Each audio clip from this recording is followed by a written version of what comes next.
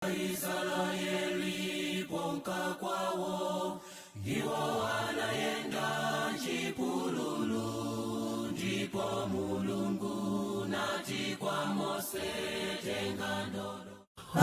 Israeli bonka kwawo iwo anayenda chipululu, ndipo Mulungu nati kwa Mose tenga ndodo uwayendese, ndipo ntambo uzasogola.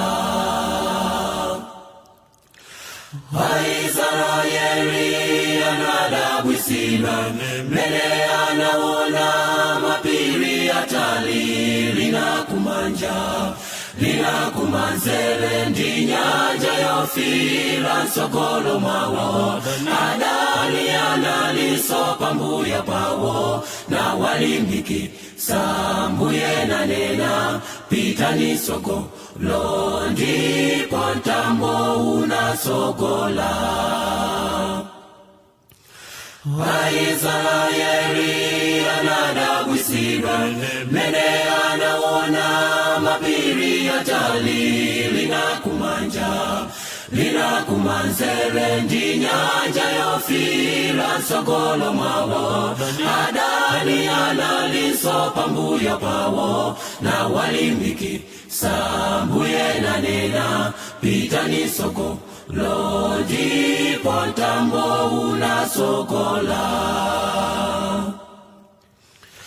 Paulendo watu wonka mwamba ifeti kuyenda chipululu, ndipo Mulungu ati kwa ife lapa machimo ndikuyendese, ndipo zimu zasogola.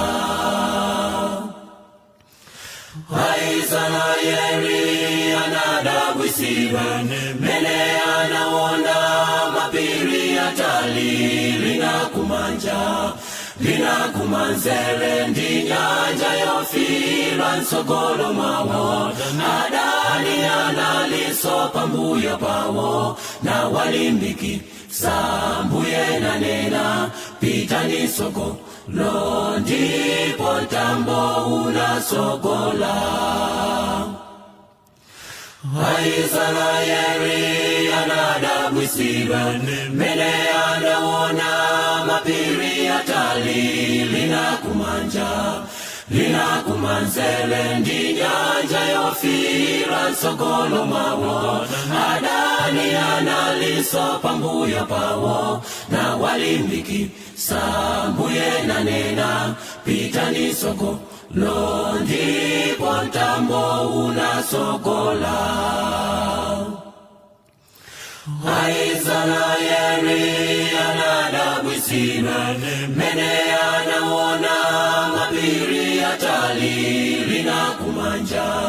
linakumanzere ndi nyanja yofira nsogolo mwawo.